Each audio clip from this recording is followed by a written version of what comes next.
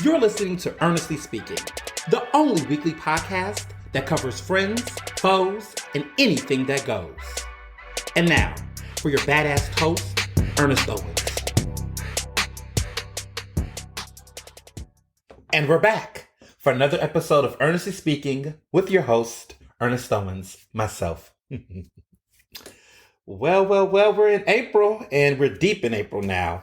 It just seemed like this month has been going by so fast, but there's been just so much happening in general. This month, man, it's all the fireworks, okay, and just across the board. This episode is going to be lit. So much to talk about, so much to catch up on, and I'm feeling really good. So, where do I start? I guess. Okay, I had happy hour, my monthly happy hour with the Lit Brothers, which is my, dope group of Black queer men who are influencers and thoughtful people and just doing their damn thing. Josh, Jamarcus, George, just great people. And, we did get together for our happy hours, and we go to some really great places. Like, we always find something different every month. Places we've tried before, places that we haven't done happy hour at. But just, it's a mix. So the good thing about this one was that we went to Royal Boucherie, which is no longer owned by Nick Elmy, for those who have been following all of the restaurant changes and shifts. There's a new, chef in town.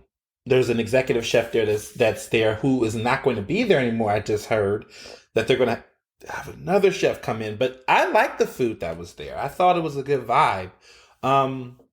Definitely different from Nick, but not bad. And now they're going to have a new executive chef. So, I hope this new person keeps some of that stuff, like the beef tartare, which was really good. But it was a good happy hour. It was great. We caught up. We were celebrating because there's a lot to celebrate, you all, because unless you have been living under a rock, you all know that my book, The Case for Council Culture, the cover is coming out this upcoming Monday, and the pre-sale link for the book as well. So yes, this is not a drill. The book cover is coming out, and the date release of the book officially will be dropped, and you can pre-order the book Monday. Yes, that fast. Did y'all see that coming like that? Did y'all see all of that dropping like that? Cover and pre-sale. You can get the book. You can order the book before everybody else Monday. It's going to be everywhere. If you go to my link in bio on Instagram, if you go to my Twitter account, if you go to Facebook, whatever, it's going to be all over social media. You cannot miss it. It's happening. It's coming. It's about to go down. It's going to be lit. I guarantee it. You don't want to miss this opportunity. So I'm super excited. This book I've been working on the journey has been 3 years. The writing has been a 1 year, which I've talked about. Last year around this time, I was actually signing the contract, the book deal with St. Martin's Press. They've been incredible people. And immediately writing, going through various drafts, getting this piece, getting this work, getting this concept.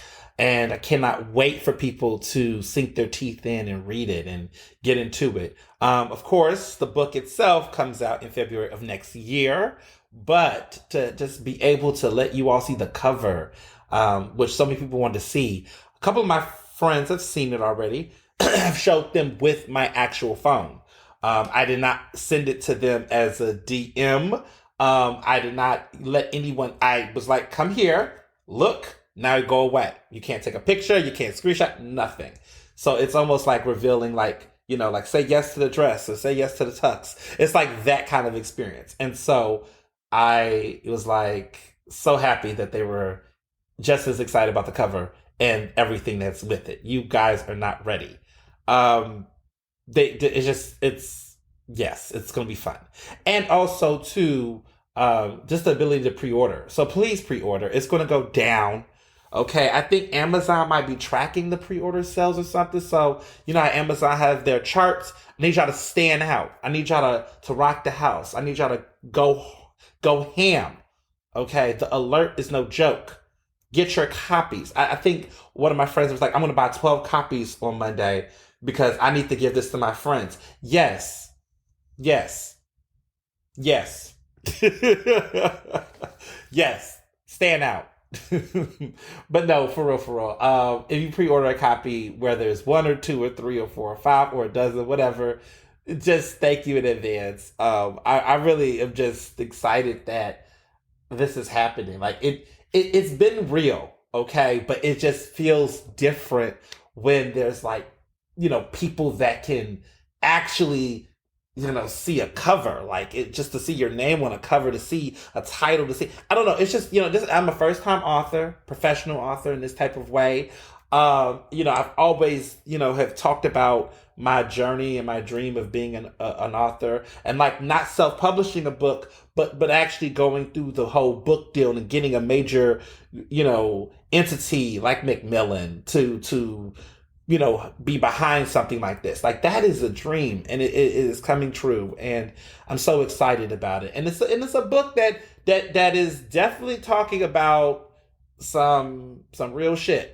Okay, it's an adult nonfiction. It's grown folks talk. This is a book for folks to read in college, for people to debate in their grad school programs, for people to talk about at the barbershop, for people to talk about the salon, at the bar. I mean, it's the topic is so universal right now, and I just love that the book is dropping at a time where this topic is everywhere. Cancel culture is like in the cultural lexicon, and that's important, right?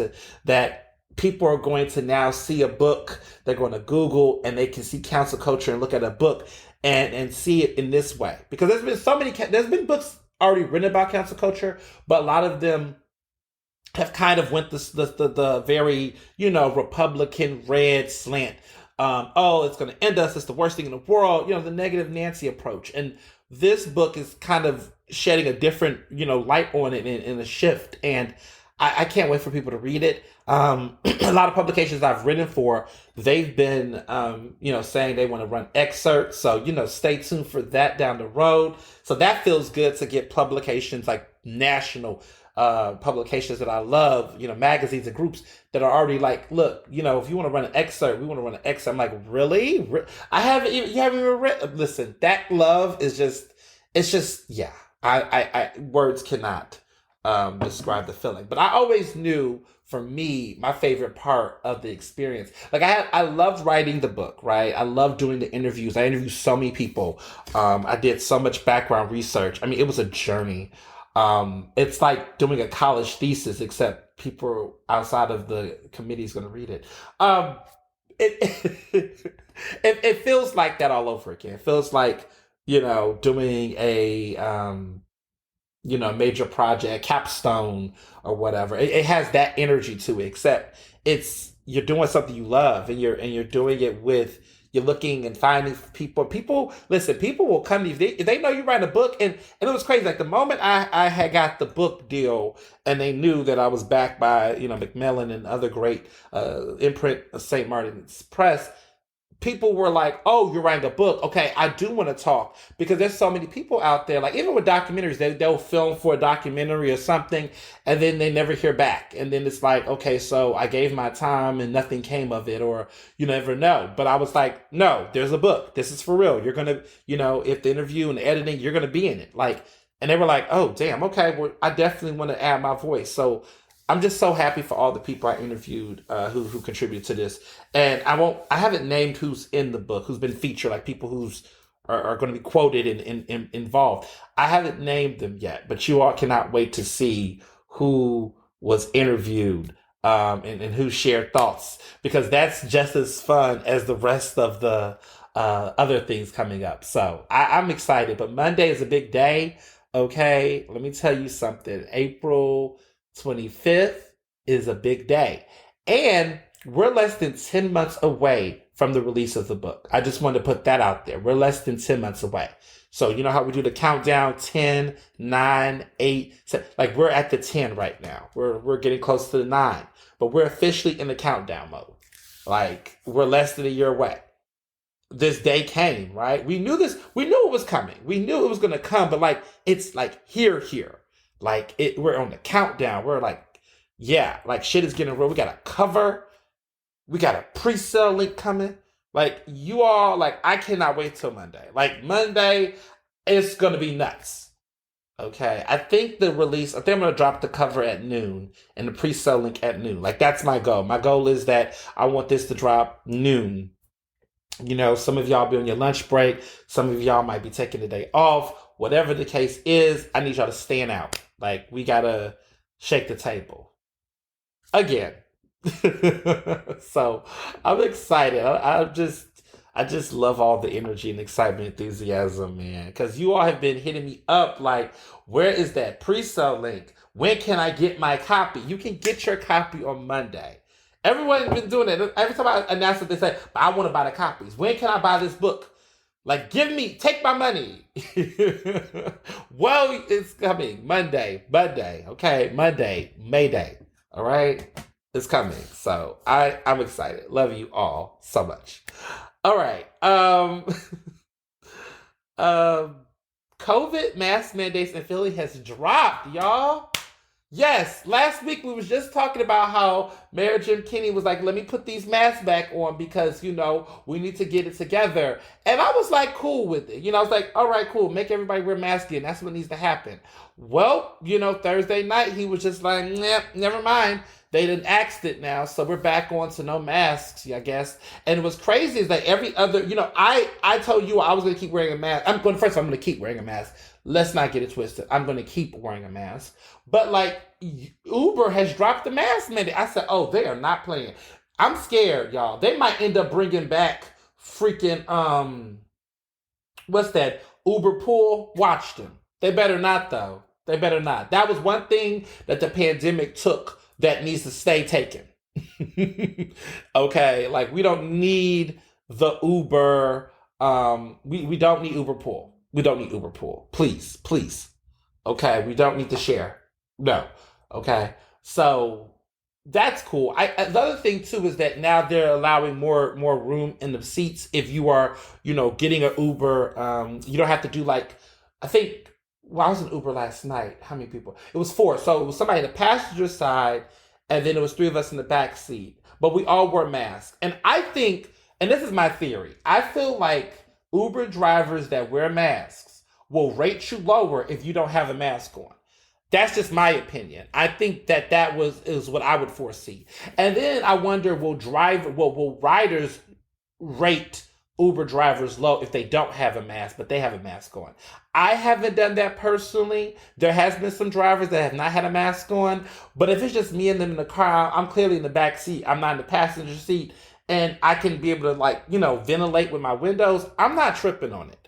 But I have some folks I know who have said that they're thinking about how will this impact the score. My mentality is until this shit really gets settled for real, a mask is staying on. I'm keeping my mask on. Now, when I'm out, sometimes I take it off, but it depends on the space. It depends on the vibe. I'm making those assessments. But I'm keeping masks on me, though. Like, if I'm in crowds, back the fuck up. We're having masks on. If I'm in my Uber, I'm going to have a mask on the Uber. If I am, you know, in just big spaces, I'm wearing a mask. If I'm outside and there's no one around me, I'm not going to have a mask on when I'm outside if there's some space. But if we're indoors and we're in situations where there's a lot going on, I'm just going to have it on for respect. Because even with the airlines, right? First of all, I'm going to be Naomi Campbell going on planes now. Like when I head to Vegas for the NABJ convention, I am definitely going to be wearing. I'm going to be doing something because this whole, you know, Mike Tyson out here punching people and shit. Listen, violence is the answer. That's what y'all said. Yeah, okay. Nah, he was getting harassed. Someone was bothering him, and he put them hands on them. I think people have to understand we're at a very precarious time. People are, listen, the economy, everything, people are getting inflated and inflamed. People are mad. People are angry. People have so much to give. This is a very tense moment right now. I feel like midterm years are always, I don't know, it always feels like it's even extra compared to general presidential years. Like, yeah, I don't, like 2020 was just chaotic for so many reasons. But I don't know, 2022 just feels like a lot. Like, it's just, the tensions are escalating and boiling. It's just too much. You know, I'm 30 and I'm like, some of this stuff I'm just seeing on Twitter, on social media with politics. I'm like, okay, I'm starting to see why a lot of people get disinterested by the time they get into 40. I see why a lot of young people get disinterested, or even like that, young adult. Like, I'm 30, so I'm not like a baby, clearly, but I'm also not like, an elder, right? So I'm starting to understand, just looking at how things go down in some of these groups, in some of these little cliques, why people are getting so disinterested in the political process. It's just on both sides. It's just gotten so fucking polarizing. I mean, it's to the point where it's just so many extremes. And we're at a point where it's like, none of this is working. Like, none of it is working on either end, whether you're a progressive liberal or a moderate centrist, whatever the fuck these titles are. None of it is working. And most people, right, because as a journalist, people sometimes think that, yeah, I have my own personal political opinions and persuasions and thoughts, right? I can do that. Every living person do. You can be the person that say they're not political, and you ask about 5 questions, and these are the 5 questions I ask people. And it is political. We are political. We're all political individuals, right?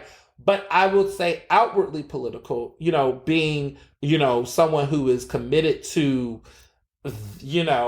partisan electoral politics, that's very different.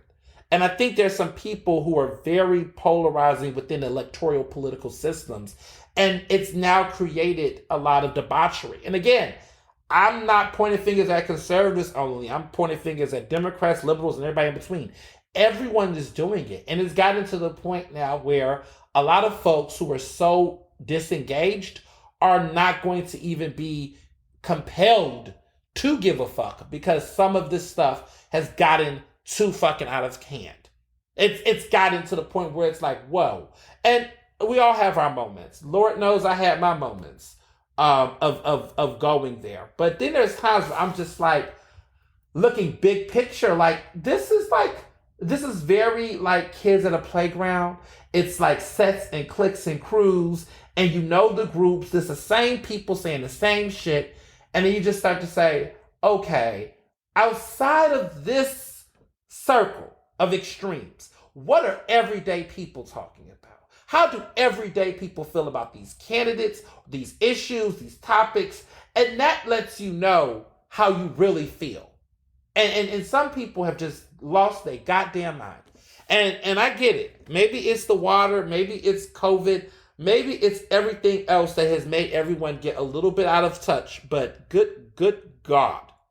So what I try to do on my podcast, as you all know, is, yes, I bring in some of my righteous political, ideas and thoughts that I do think are sometimes not just progressive views, but human rights issues. Like, I believe that LGBTQI people deserve to exist with equal rights, just like their cishet counterparts. I mean, that's just what I believe in. I believe a woman have a right to choose. I believe that no one should live in poverty, and poverty is not a choice, but a reflection of political mismanagement. Okay, like that. Like, poverty should not be treated as a punishment or a consequence. People should not be living in poverty in a first world country. Like, that doesn't. I don't believe in that. I think that people should have access to health care. I don't think we should cherry pick who gets to get health care. I think that's disgusting in a country that, again, is a first world country. Right? You don't get to do that. That's just my belief. Right? But there are some people that believe at the right price or the right cost, then that's how you do it. Or that somehow taxpayers don't give a fuck about everyday people, even though they're the everyday people that pay the taxes, when many of those who have the most money, the billionaires, that the ruling class get to pay less taxes, but get to dictate about what they pay for, what they don't, when they're not paying their fair share. But I digress, right? Um, but yeah, we see a lot of this happen a lot. And, you know, before I get into this week and all the political things that have happened, this mask mandate, it is politics, but it's wild. It is very wild um, to see it happen. Um, it's really wild to see it happen. Um, I'm going to keep my mask on, and I encourage people to do so because there are people who have conditions that they may not even know they have that are immune compromised that are going to have symptoms and cases that will have impact. There was an article I read about a woman who was had a immune compromise 500 days in the UK. She had COVID over 500 days ongoing over like what 2 years or a year over around 2 years or close to 2 years, I believe, of ongoing COVID in her system. Like she just could not fight it off. But she had it for that long. And I just think people don't think about people and their systems being suppressed in their health, like how this impacts people differently. And even people who didn't think it would impact them a certain way, they find out in the worst way. Complications killed a hip hop veteran in the industry, a black man, a family man, someone who have people who relied on them, right? Gone in their late 40s, dead behind COVID. People are still dying. It's yeah, yeah. Like, wash those hands, wear those masks, be smart, please, and thank you. So this week in politics, I mean, it's been a lot going on. It's so many fronts. There's a lot, and I think there's just two things. So first of all, the first part is there was a debate. I did watch the debate. It was televised. It was in Harrisburg, the PA Senate, U.S. Senate race in Pennsylvania. It was John Fetterman, Connor Lamb, and Malcolm Kenyatta, and they all three debated. They took each other to task on the issues. It was 1 hour. I'm going to talk about the debate, and then I want to talk about what I think is going to be the outcome of it, if anything. So the debate it had highs and lows. There was moments where it was just boring, and there were moments where it was like, ooh, they came swinging. I feel like you can watch it. It's online. It's streaming because they didn't air it. I don't know if they air it live on everyone's TV screens at the same time, but it was available for streaming, and I think it is on YouTube. And it was ABC, but not ABC, 6 ABC in Philly. It was another station in Pennsylvania. But there'll be another debate airing or whatnot. But watching this one, it was an hour long. Malcolm. It showed me, this debate showed me what these candidates' strengths are and their weaknesses are, and also what's still here. So, in my opinion, I thought that Malcolm was the biggest standout in the debate. But that was to be expected slightly because Malcolm is a good public speaker. I think out of all three of the candidates, he's a better public speaker. Like that's just what he do. Again, style over substance. He has the style on pack a lot more than other candidates, right? But one would argue that what he lacks in that style, what he has in style, he lacks in substance. So he's good at the rhetoric. He's good at presentation. That's what his strength is. His strength is that he's the guy who's a lot more polished, as far as appeal goes to voters in that way. That's never been his issue. His issue has been fundraising. His issue has been, what are your politics? What's your agenda? How do you make the case for yourself as being electable? He's had to do that. And I don't think it's based on just race or sexual orientation. I think it's based on his small political record. I mean, he's been, 3 years in Harrisburg as a state rep. He hasn't really accomplished much in that role. He's got a lot of enthusiasm and ambition, but there hasn't been anything else outside of that. So, but a debate, he shines. He typically shines. And it was even more so because in previous debates where it was just him and Lamb, he always stood out more, at least to me. In this debate, there was nothing short of that. He, used that opportunity to grill Fetterman on the 2013 incident with the gun, with the shotgun, the jogger. And, on this podcast, I interviewed Fetterman last week about the issue, and he, explained to me his own way and with clarity about, what his intentions were.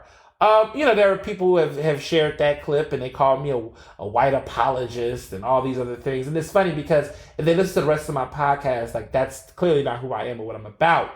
I just felt like this situation in particular it was more complicated, and I am fair. And I think that's the problem with, you can get caught up in so much of the political, like, debating with some of these idiots on Twitter and online. And I've learned not to do that. I'm someone who just has gotten to a point where I just block. I'm not going to argue anymore with people who purposely, come as bad faith actors.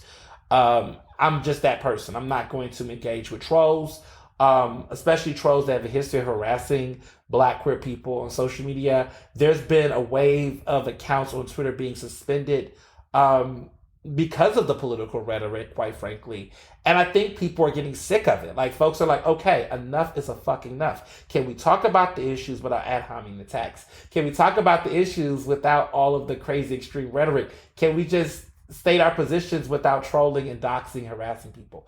And there's certain groups that don't understand how to do that. I mean, there is a K-hive that is insufferable and intolerable.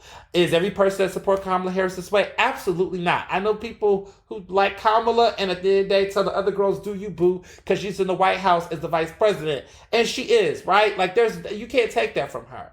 But the issue is that there's this subculture of folks who are so obsessed with people that have a blue check mark on Twitter. Like, there's a thing, like there's a culture of people like the blue check marks. I'm like, child, they just gave me one and verified me because I'm a journalist. But maybe they weren't talking about me. Maybe they're talking about, influencers that are not doing anything other than influencing. I don't know what it is. I don't know if it's just that they're envious, but there's a lot of ageism. There's a lot of homophobia. There's a lot of fat phobia. There's a lot of just issues in some of this and it's like reminds me of a group of people at a prom or in high school where they weren't the popular kids, so they just had a scrapbook and they just trashed and piled on them every day. Like, when you're making Twitter spaces and you're having conversations online about a group of people that you don't really know anything about, or a couple that turned you off, and then you want to make a broad generalization, that's when it goes too far. And I think for me, where I'm at with it is like, look, they have tried to define, listen, there's people they think I'm a Elizabeth Warren supporter. I have nothing against Elizabeth Warren, but I wasn't a big, huge, I've said it many times in this podcast, I wasn't crazy about Elizabeth Warren like that. Julian Castro was my personal fave. And then when that was no longer an option, then I felt like, Bernie Sanders, had more to say. And then when he lost to Biden and Biden went to the general, I supported Biden. But I wasn't crazy about Biden from day one. I don't know anyone around my age that were, except Malcolm Kenyatta. But I wasn't crazy about Joe Biden like that. He's the president now. It's better than Trump. Okay. But I think there's this obsession with trying to, I don't know, humble or intimidate people to this adoration where no one can criticize any of these Democrats. Like, excuse me, what? Like, I'm sorry. Like, as someone who votes, as a voter, as someone who has to vote for these people, like everyone else, if I'm engaging in a democratic process, I have a right to criticize or critique the issues at hand. Again, without going so far as to go into ad hominem attacks and things of that nature. Sometimes that comes out. I have learned, as I've gotten older, to be better at that, because I see people do it so much now that it's like, so whatever, it's just nasty. It's like, you can have critical debates and conversations without a lot of the extremeness. And it's so weird because these people are middle-aged adults many of them are older than me. And the way that they carry, it's like, oh my goodness. And it's crazy because when I look at this situation around the 2013 incident, it's a lot of the same. It's obvious that this event this situation is being politicized in a way that is very disingenuous to the issues of concern. So my issue with Conor Lamb bringing it up is if you want to bring it up, and that's fair, right? That's a fair opportunity, right? Fetterman has answered, he's addressed it. They want him to apologize. Well, on my podcast, he pretty much made it clear why he doesn't apologize. Because I asked him, like, why won't you apologize? He does not think that he did anything, wrong in that way. And I also think part of it is that I think that he recognizes that these two candidates are desperate to try to build momentum in the polls or with fundraising. So people don't like polls. They say polls don't matter. Okay. All right. Polls don't matter. People choose when they want to pick and choose with polls. But let's say polls don't matter. Where's the fundraising? Because let's be clear, if you don't have the polls, there's a lot of candidates who did not do good in polls, but they was getting fundraising. Where is the fundraising? How come the Penn Progress group that backed Conor Lamb, corporate supporters, different influencers, lobbyists, and people who support issues, they want to support, right? Whatever. They were supposed to raise $8 million, or they had a goal of raising $8 million for Conor Lamb. They have raised under $2 million for Conor. And that's just a fact. Like, they just have not been able to raise that money. So if we don't want to talk about polls, let's talk about the money. He's the only person to raise Fetterman who's raised some serious capital. That's just what's happening. So if you don't, so if we're going to ignore the polls and then what are you going to argue? Because there's some candidates whose polls weren't the best, but they had more money than other candidates who was polling better. I mean, we saw this with Bernie Sanders. Bernie Sanders had raised a lot of money. Biden, of course, raised a lot of money too, but the polls were there. I remember this was the same conversation with Trump where people were like, oh, well, don't look at the polls about Trump, even though the polls, well, not the general election, but the primaries when he was up against other Republicans, they were like, oh, those polls are skewed. Then there was a notion that, Trump was buying support and hype. He wasn't seriously going to run for president. I was like, okay. Like, I'm not playing. Because when I look at these polls with Dr. Oz, who's a Republican running, trying to get that Senate, I think he might win. I think Dr. Oz might win. And people are like, no, he's a joke. It's not going to be him. It's going to be McCormick. Either one of them, right? If you look at those polls, skip the polls, but look at the money. The money is telling the story too. And I think that's what's weird here is that it's like, okay, if polls don't matter, then let's talk about the fundraising. You don't even have the fundraising. So how are you closing these gaps? That's the question as we head to May 17th. We're like less than a month away from the primaries. It's crunch time. And I'm not seeing that. And I think too many of the supporters, which are national, some of them don't live in the state, it is what it is, spend more time raising that money for your candidate than spending time throwing the ad hominem attacks around other Democrats. It's a lot of voters have realized that in Pennsylvania, those I've spoken to is like, look, this campaign is getting very ugly, very nasty. What's been interesting is I've been looking at studying their social media accounts. Conor Lamb's, Malcolm Yada's.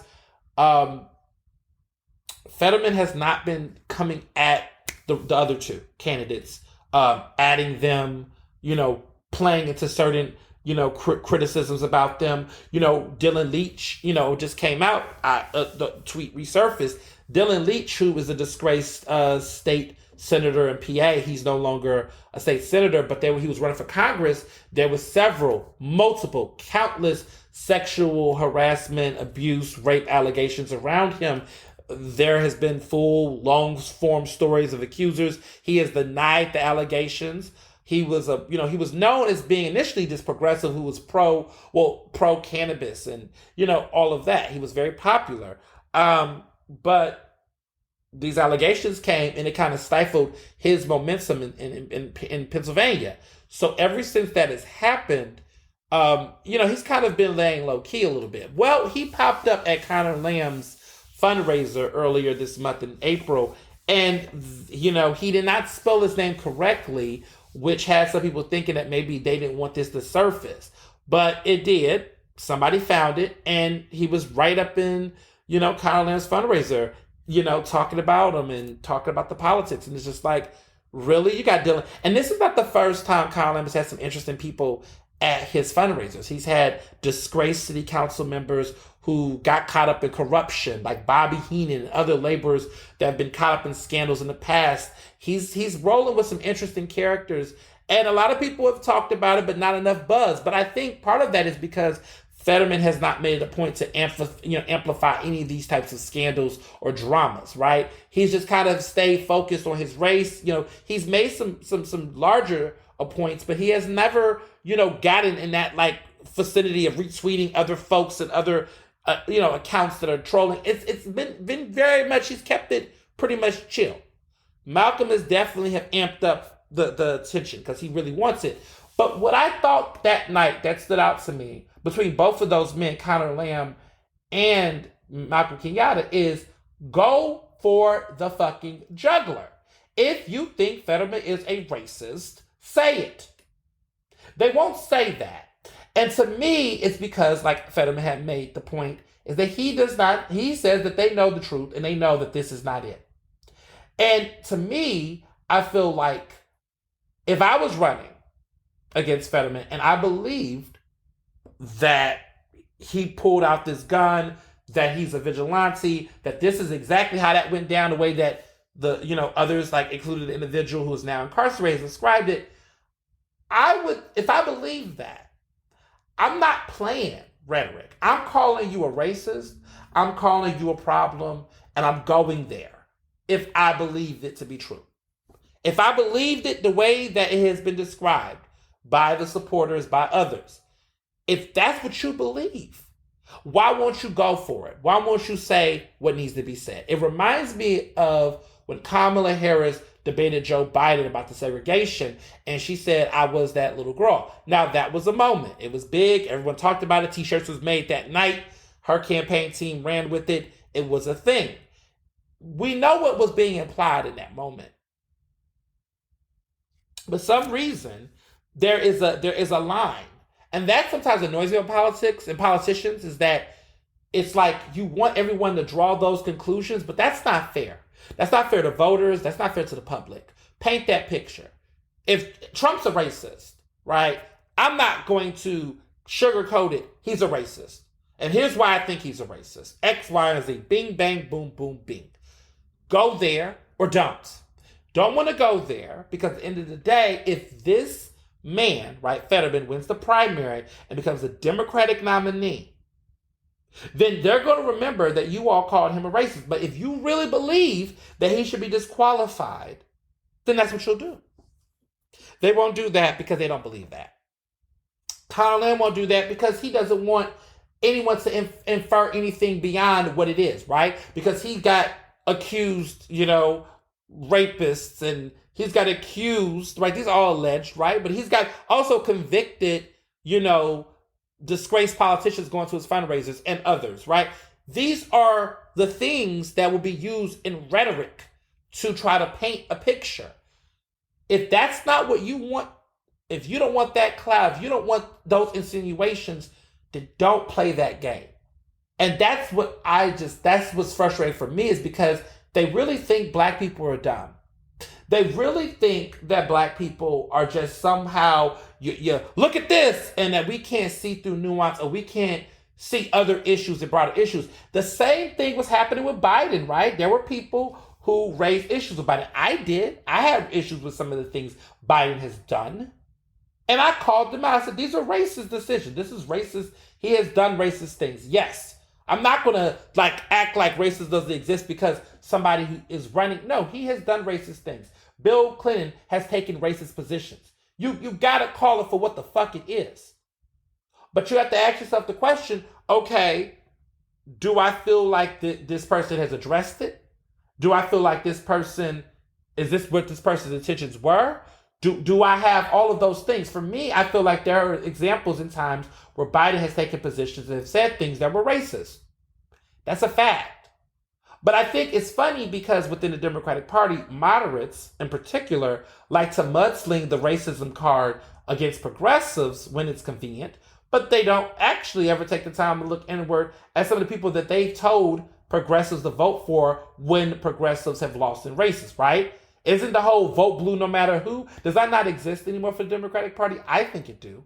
But I would wonder to those people who go so in, Like, are you not going to vote for this person no matter who? Or do you just feel like you got to tear them a new one so ugly and so much? And I think that's what the Democratic Party has done. They have, amongst each other at primaries, they tear each other so badly that it sometimes you have to bite your nails if any of these candidates are going to do well or fare well in the general. It reminds me of Hillary in 2016. It reminds me of what could have happened, in other races. But we've seen this happen. It's like, it is weird because they also perpetuate Republican talking points. Calling Fetterman a socialist, that's Republican talking points. That's a Republican talking point. That's been said about him so many times. Like, what is and then you don't think about the progressives who have ideas or beliefs that some people might find, nods to socialism. Is it socialism, or is it just sometimes some of this shit is just common fucking sense? Why do we have to put these weird labels on things? So because you want Medicare for all, that you're a socialist? Is that what we're doing now? And so that's why so many voters are like in the middle, undecided with some of this shit, because they're just like, you're doing too much. You're doing too much. You're doing too much, and you're turning people off, and you've made it a cult. You made it a cult. These have become cults, and they're very weird. They become cults. They become echo chambers where if you hear anything that's different or disagreement or support for another candidate within this political space, people, just completely lose it and melt. And then some people say, look, I'm not going to, if I lose, I'm going to move on to another race. But it's like, but did you see all of the chaos you created in this race? But they use these new words now, chaos agent. But they don't take a look in the mirror at themselves and say, well, what am I doing that is creating that chaos in that type of way? The conversation that has been interesting about that debate is, it's going to mean, voters are going to see something. Let's keep it 100. And I've said this before. People don't watch debates. They don't. They don't watch local debates. They don't. When I was covering Jim Kenney, and he was horrible. Jim Kenney was horrible at the mayoral debate in 2019 in Philadelphia. He was horrible. Anthony Williams looked better, seemed calm. Bukovitz was just a chatter bladder. And the only person in that debate that looked decent was Anthony Williams. Everybody saw Jim Kenney looking a mess. Guess what? Nobody was watching it. Nobody cared. And I believe that a lot of people did not watch that debate. The only people that watched that debate were journalists like myself and politicos that were already had their minds made up. I don't know how many really undecided people watched that debate. And what's crazy? It was on a Thursday night, and y'all know what was happening in Philadelphia because it didn't even air in Philadelphia. Y'all know what was happening in Philadelphia on Thursday night. So, like you look at Joel, Sixers. Other people were playing, other TV shows was on. Thursday night was not the energy. It wasn't the energy. People are worried about basketball, people watching the playoffs. I mean, they're more that those are getting the ratings and views, not debates. Not debates. Presidential debates have the ratings have been weird. And the crazy part is that I don't even know how much the debates actually will determine outcomes for anymore. Like if you was watching the 2016 debates, the first debate, I think Hillary did a great job. The second debate, Trump was getting her. But like the reality was, Trump was not qualified to be president. His ass had no business at the damn debates to begin with. And guess what? He won. And it had nothing to do about the debate. It didn't. No one was sitting there like, this made me change my mind. It didn't. When I went, people went as a fan. They treated it like it was a concert. They were there ready to root for their fave. Even when you look at these primary debates that they have for presidential candidates, like there were people like Biden was not the best speaker at those debates. I mean, Kamala stood out. Cory Booker also stood out. But guess what? Nobody was like, no one, people had their minds made up. A lot of people did. Some people had some shifting. But a lot of people were like, off the jump, this is Biden's turn. Listen, I will be honest, 100%. When I loved Julian Castro, I thought he was a great candidate. But I knew it was most likely not going to happen. I knew that, Biden as a white man, as a centrist, as a moderate, that was going to be what was needed to defeat Trump. I think that was the pragmatism that we all had in 2020. Some of us did not have that, and I get it, right? And they were like, look, there's a revolution. They want to push. And I was somebody at the primary that said, look, I'm not going to vote for Biden in the primary. But I knew that there was a likelihood that he was going to win the general or was going to get the general. And guess what? By the time the polls came to my time, it was clear that Biden was going to get it. But in my mind, I didn't want to vote for him until I had to vote for him. And I feel like that's where like some people are at. But here's the thing. Like with local races, it's so different.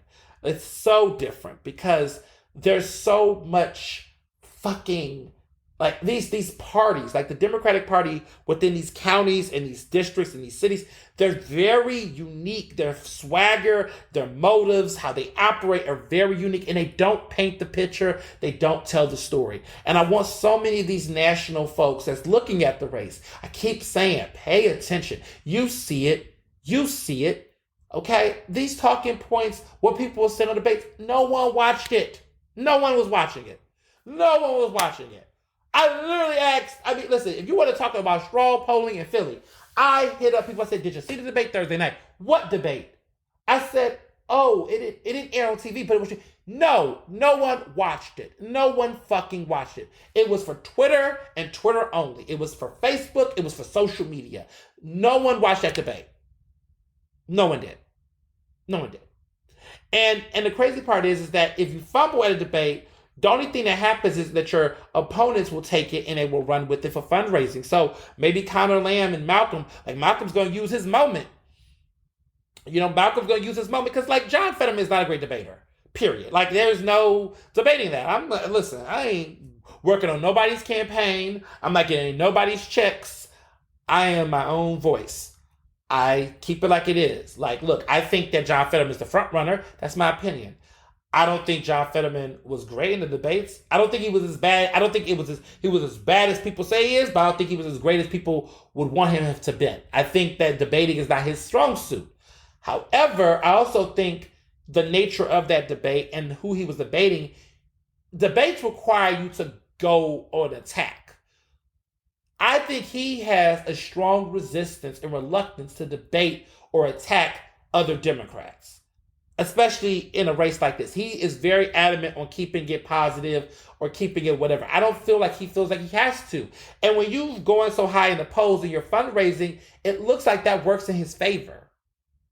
It looks like it works in his favor. So I look at some of the stuff that's happening right now and I'm just like, yeah, but this isn't getting us closer. This isn't getting us closer to November or May, to be honest. But I think that, you know, like I said, votes will tell. And on May 17th, when these votes come out, y'all, that episode that week is going to be lit because I'm going to have some things to say. I'm being very much observant. Like I say, I'm the type of person where I'm never going to pour all my cards and say everything until the very end. But I see how this race is going. I see how certain teams are moving.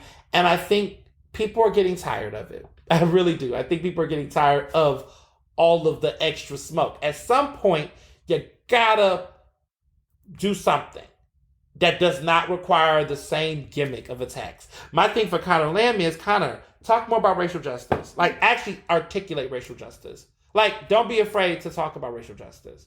Malcolm, I don't know. I just feel like with Malcolm, you're here. But the funny part is that I felt like in that debate, Malcolm was not winning Fetterman supporters. He was taking a few from Conor, probably. I've talked to some Conor Lamb supporters in Philadelphia, specifically in the Democratic Party in Philadelphia, Democratic City Committee.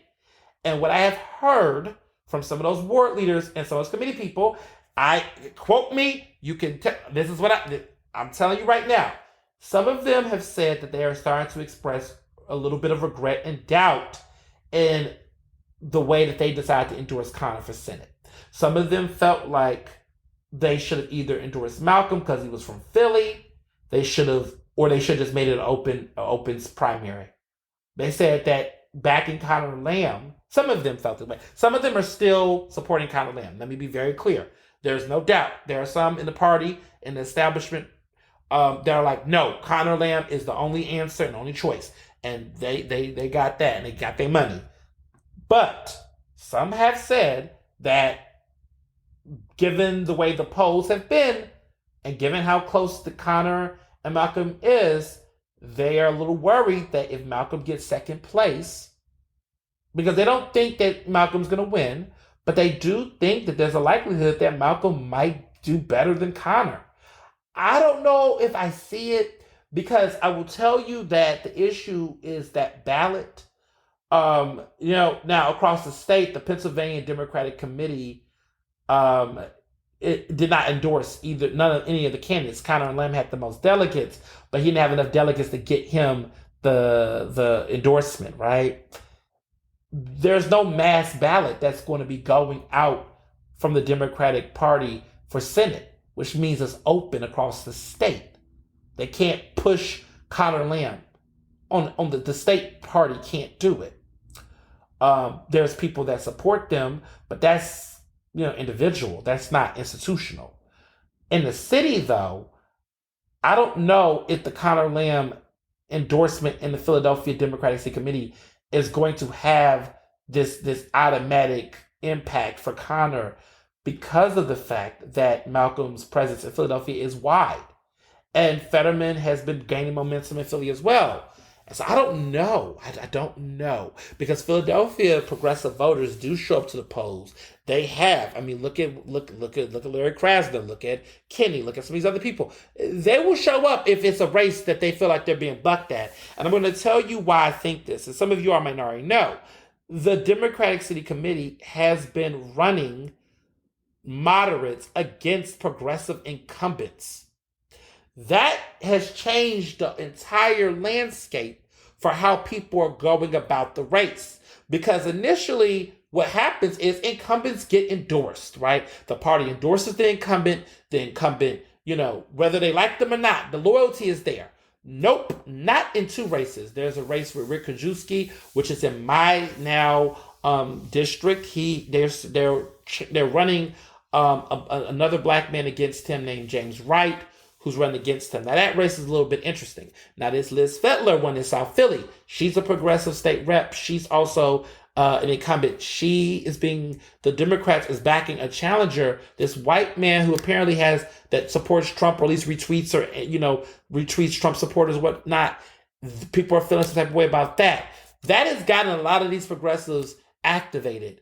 They're like, okay, well, they want to buck against everything now. So if Connor Lamb was on the table, Connor Lamb is not on the table anymore of a discussion amongst them. They're not playing nice. They're going to go hard and try to keep these progressives in these state seats in Philadelphia County. So there's a lot of different feelings happening. And I have to tell people, these ward leaders don't speak for their wards.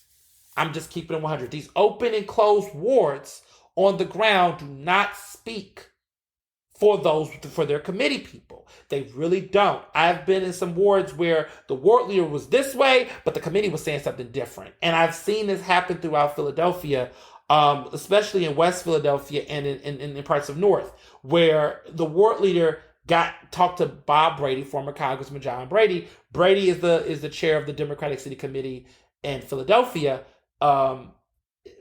There's a difference there. The ward leader likes this, but that doesn't mean that they send the marching orders down. And I feel like that's happening. That's going to happen with some of these endorsed challengers. The challengers that are endorsed, that might happen to them. And it might also happen with Connor Lamb, with Malcolm. The Fetterman folks that support Fetterman, I don't feel like they're moving.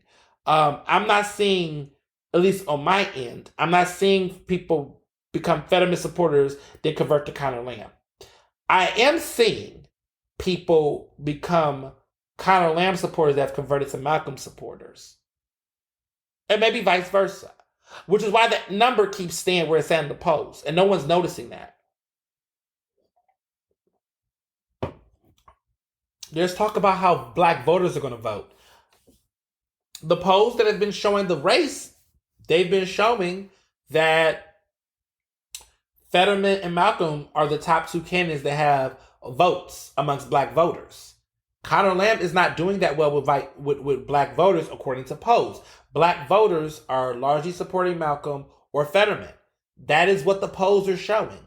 The argument is, oh, well, maybe they don't know enough about this issue or whatever. But it's kind of like, well, wasn't that the responsibility of the candidates not to wait at the end, because at this point, I think people's minds are made up. I really do. I don't think there's too many minds to be changed. I think it's just going to be a matter of money. It's going to be a matter of ads. It's going to be a matter of knocking on them damn doors and getting votes. So we're going to see. But I feel like Malcolm being in his race consistently hurts any type of real momentum Conor Lamb is getting. And now some of the Conor Lamb supporters are really upset. And many of them are saying Malcolm needs to drop out. But why should Malcolm drop out? I find it all hilarious because I remember this conversation about him being a spoiler candidate. I'm telling people Malcolm is being defiant on purpose. I don't know if Malcolm thinks he can win, but I definitely think Malcolm is choosing. There is just something going on over there. I don't know what it is, and I'm not on this podcast at least going to tell you what I think yet. We'll see. We'll see May 17th. But I just do find it interesting that he's at a point where he gives no fucks, and it's hilarious to watch because he's like, I'm going to just do whatever. I don't know if I'm going to win, but fuck the party. I'm going to run the most extreme race I can to prove to them that I could have gotten that nomination. I think he wants to prove something to the Philadelphia Democratic City Committee. I mean, honestly, in retrospect, I don't know. They should just maybe endorse Malcolm on principle. It would have been cool. I don't bet that they was going to endorse Fetterman, and I think that's because Fetterman doesn't want to play the type of backdoor political deals and games and that type of shit. He doesn't. He's not a real estate politician. That's just not how he operates. And some people consider that a good thing or a bad thing. I think it's mid. I think in some extent, people would like to see, a politician play a little bit more, maybe, right? For some things, there's got to be some compromise. Who knows? But I know for certain that that's one thing that hurts him. Because I asked people, I said, well, why this one, not the other? Why this over the other? But I think what's happening now is that, I don't know. I think Malcolm staying in is definitely is that block for Conor. But it's also his way of putting his foot down. Like, why the fuck should I have to get out? And I'm just kind of like, yeah, run your race. Run your race. Run your race to the ground. Run your race. Because you don't owe these people anything. After all the attacks, all the things the people come at him on social media from Lamb's team, like, no, he doesn't deserve to drop out. There should have been a more graceful way they could have did all this, but why not? So we're going to see. May the best man in that race win. Because here's the thing. Whoever wins, I'm going to vote for them. Because they're going to be a lot better than Dr. Oz or McCormick or the other wacko Republican. That I will guarantee. And I think that's the part where I think some folks need to calm down. You over here fighting with other Democrats and other folks who at some point, like, okay, yeah, politics, whatever. But at some point, you got to get a bigger brain. You got to get a bigger sense of self in all of this, and just recognize what's at stake. But what do I know? So in following local politics, there was a mistrial in the Kenyatta Johnson Don Chavot case. So bribery case. So as you all know, Kenyatta Johnson. Yes, there's two Kenyattas in Philly politics. Kenyatta Johnson is a council member at Philadelphia City Council. He's in his third term, and he is right now on trial was on trial for bribery. His wife, Don Chavot, is a political consultant in the city. And, they have been, indicted by the feds and have went through a trial. And, last week I said we're waiting to see what's going to be the verdict. I said it's complicated, and it was. Mistrial, hung jury. They couldn't get on the verdict on that case. And I kept telling y'all the whole time, I said, listen, I ain't going to say nothing until the verdict. Because I personally felt like it was a complicated case. Here's the thing. Before I go further, a mistrial does not mean it is over. It is not over.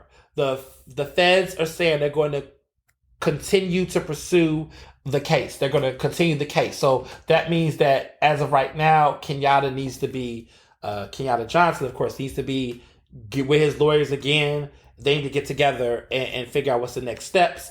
They're going to retry this. The Fed said they're going to retry this. So Federal prosecutors are going to retry the case, which means that he has to go before a new jury. They got to do this all over again. That being said, there's a lot here. People call it a victory. I don't know if I would call a mistrial a victory. I think that it's complicated, right? Because for one, it's the good thing about it is for Kenyatta and Shavu is that they basically, can live to see another day. That's not behind bars. To hear a guilty verdict immediately ends everything, right? People can appeal and all that, but guilty verdicts by the feds is like hard to reverse. Doesn't happen that often, but it's hard, right? It's hard to see it. So in some sense, I know they're probably happy because they've been afforded a lifeline, right? That's how I look at it. I look at it as a lifeline. But the other hard part is that, okay, not guilty, but you still got to go back and do this again. And it's going to happen again because the feds do not like this outcome.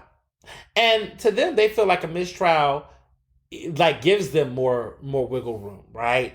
Even though it's going to cost taxpayer dollars money, they are still believe some real bad things took place in this situation, and they want to pursue it to the fullest extent of the law.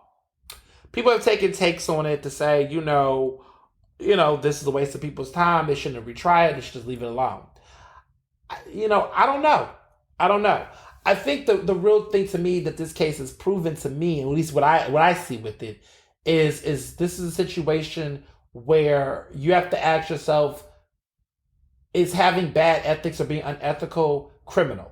In some cases, yes, right? For Bobby Heenan and Johnny Doc, being unethical, right? Former disgraced Local 98 boss, Johnny Doherty, and disgraced former council member Bobby Heenan were convicted on bribery and other political corruption ordeals because basically the prosecution was able to make the case that Bobby Heenan received substantial amounts of money and opportunities and jobs as a way to for his seat. Like his seat was being ran by Johnny Doc. Like Johnny Doc was running basically Bobby Heenan's seat, pretty much is how the feds was alluding or getting to the point of. And so they were saying that Bobby Heenan was making political decisions that was based on political bribes from Johnny Doc, right? It was very clear cut. In this situation, what's being said is that these now disgraced CEOs that was running Universal Companies, which is a nonprofit that was founded by music legend Kenny Gamble, who, let me be very clear, it has nothing to do with this criminal investigation in this case. They're saying that those individuals gave Don Shavu a nearly $67,000 consulting gig as a kickback and bribe for Kenyatta to push certain zoning policies that would have given their nonprofit certain advantages and kickbacks. That's what's being said. So in this situation, it wasn't Kenyatta directly being bribed, but allegedly the wife, right? She was the person allegedly bribed in the situation. And they're saying that the bribe extended to her was a way to get him to move on a political issue. Now, the thing is that they're both married, so they both have incomes. So giving money to the wife, I think they looked at as a way to move money that didn't go directly to him, but to move the money through her as a means to them, so that they benefited as a unit. And so the wife was used as a prop to move the money, right? Give the money to her consulting job. That's how they move the money rather than to give the money directly to him, because clearly Bobby Heenan and Johnny Doc did that, and that shit was fuzzy, right? So that's what's being implied here. Now, here's the issue to me, and these are the facts. Kenyatta Johnson did not disclose that his wife had gotten that money or had this relationship with Universal Companies on his ethics sheet, his finance report. He never disclosed that in City Council. He never, according to two of his employees that were there at the time working in his office, he never disclosed that to them either, He did not disclose this to them. So to me, that is just ethical red flags. To me, that's just bad ethics. Like, you have a wife that got money from an entity that's involved in zoning policies that involves your office and your political position, and you think that not disclosing nearly $67,000 and revealing that on the sheet was going, you thought that wasn't okay? And let's be clear, he's a man who was previously a state rep. So he wasn't a rookie to politics. He was a state rep first. And he worked in the office of Senator Anthony Williams, who is a well-known, respected, state senator. You worked in that office. You know the politics. You've got a Penn master's degree. So what was you thinking, right? Like, you didn't disclose that. So to me, that's just unethical. That's just tacky. That's sloppy. However, what I'm trying to figure out, I think this is why there was a mistrial, is being unethical doesn't necessarily mean you're criminal. So yes, I definitely think that that Kenyatta Johnson did was unethical. I think that it's embarrassing. I think that it's just not a good look. It just was not smart. And sometimes I try to tell people this, when you move in sloppy, when you don't handle your business, you could put yourself in predicaments that's far worse than what you could have imagined. So what could have been a situation where he would have got fired by the ethics commission or whatever and got slapped, right, has now become a situation bigger than that, right? Not a penalty, not a fine. Now there's an allegation and speculation that you're doing some corrupt shit. And that's like, God damn, yo, like, you are, like, for people who have been fans of Kenyatta Johnson, supported him. Like, I have been a Kenyatta Johnson fan. Like, my husband, people around us, we do, I think people will say Team KJ, right? People do support him and support his family. I think the issue here, right, is like, there has been so many outside forces, political forces, gentrifiers, other folks that have been trying to get Kenyatta out of that seat for a while. So people that listen to this podcast, you all have known about Ori Fibich and others who ran against him and other things. They've been wanting to get him out of that seat. I mean, for various reasons, and for him to get so lazy and so comfortable and so cocky to the point that you just don't think that you should dot your I's and cross your T's when you know there's a target on you like that, it's just so disappointing. However, all of that aside, it is hard right now, and I think what the prosecution has not been able to do clearly as successful as they should or could or whatever, have been able to say that makes him a criminal. He got a bribe. Because all of this right now is circumstantial, right? It's a lot of circumstantial information. The same way with Bobby Heenan and Johnny Doc. It was no smoking gun. However, there was so much circumstantial evidence around Heenan and Doc that isn't here with Kenyatta and Dawn. And so to me, that's the hard part. Could there have been a situation? Maybe. Or could it just been a coincidence? Maybe. But I don't know if they've been able to make the case for being criminal. And I think that that's what people need to understand, is that clearly Kenyatta Johnson did something wrong. But did he do something that was against the law? Did he do something that was criminal or corrupt? That's the problem. That's the real nut and bolts of the case. Too many people are weighing in on the outside. They either hate the man, so they say he's the worst thing ever, or people who are like such a fan, like, oh, he's so innocent, free him. Listen, yeah, all of that, okay. But there is a bigger question. And that's what is at the heart of this case. And that is why we had a hung jury. Like, that's why there was a hung jury. Because they could not fathom or figure out, okay, yeah, the wife got the job, but does that mean that the wife and him was in on this plot? I don't know if I believe that, homie. I mean, that's probably what they were saying to the jury. And then maybe somebody's like, well, no, he should have known better. That don't make any sense. He didn't file the form. The wife getting the job, it don't look like she did anything in the position. What the fuck's up with that? That looks sus. Like, it's a lot of different sides that I think those jurors are having.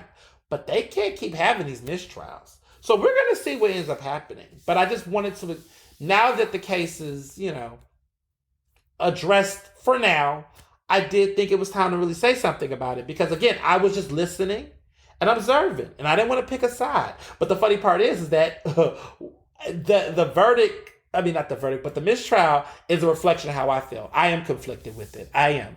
I am conflicted with the situation at hand. There's a part of me that just thinks, in my heart, right now, I could be wrong, but there's a part of me that just feels like he just was just sloppy.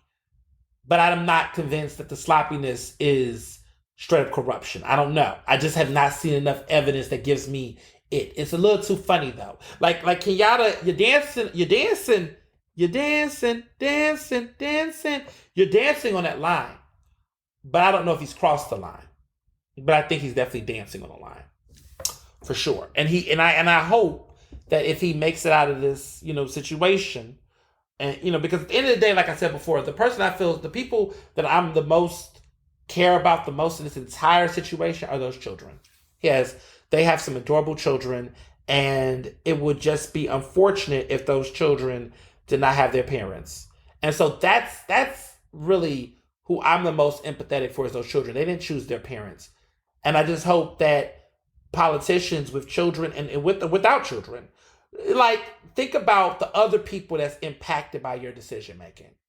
Think about how the things you do will impact your family or put things else in jeopardy. Think bigger, please. If you can't do it for yourself, do it for them. So I just hope that this gets resolved sooner than later, because it's no joke. It's no joke. So that's that. As far as another race, we have an update for the incident that was happening over in Northwest Philadelphia with State Rep Stephen Kinsey and Andre Carroll, who is running against him for that state rep seat. Kinsey's a long time incumbent, 10 years in the game. In that seat, allegedly. Well, not allegedly, but 10 years he's been in that seat. Okay.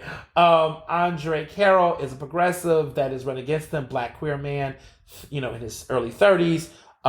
He's worked on previous political campaigns. He's done a lot of, grassroots organizing work in the political space, in the political electoral arena. He's going against Kinsey. And the race it's been interesting. I mean, Andre has been getting a lot of momentum on the ground. He had challenged Kinsey's signatures because, remember, there was a whole issue with the case when it first hit the courts, and Judge Lori Dumas was presiding over it, who is a black woman who does great, but some people thought she should recuse herself given that Kinsey was an avid supporter of hers, recently elected race. She just got elected last year. And Kinsey was one of the big supporters of her campaign, canvassed for her and things like that, trying to get out the vote for her. And some people thought that she should just recuse herself. But others are arguing that they don't think it's too much. That was too much of a conflict of interest. They don't feel like it was a conflict of interest. It's debatable. Kinsey, the charge was that Kinsey does not live in a district. That the house and the address that was put on the petition signatures that he had was an address that was his campaign staffer, and he is claiming that he lives in that campaign staffer's house with her husband. Bullshit. But that's what some people are saying, right? They're thinking that that's the case. So in that particular race, they're there. You got Andre, who is saying, well, there's another address outside the district, like right outside. And he's going in and out of there. His kids are there, live there. He's taking them to school on the bus. He's going in and out of that place. That's where he really lives. So they were supposed to, once the case was in Kinsey's favor, so Kinsey stayed on the ballot the first round. Andre's team, I guess legal team, or I don't even know if it's his legal team because it wasn't him who was on the challenge, but somebody that was challenging took it to the Supreme Court to appeal, to the PA Supreme Court. Well, apparently there was an issue with the submission of the case. Like it was too late for it to go before the Supreme Court by an hour or some nonsense. And so basically, conveniently, it just disappeared. Now, I did reach out to the candidate involved. Andre was not the one to deliver the Supreme Court thing. It was an attorney there who is apparently he's been defending similar Working Family Party cases over the years, or he's like the Working Families Party lawyer, or whatever. Well, apparently he dropped the ball. You know, I have thoughts about that. I don't have any conspiracy theories, but I just think it's interesting that, you know, the day, the final day, 1 hour before, and then somehow that case didn't go through.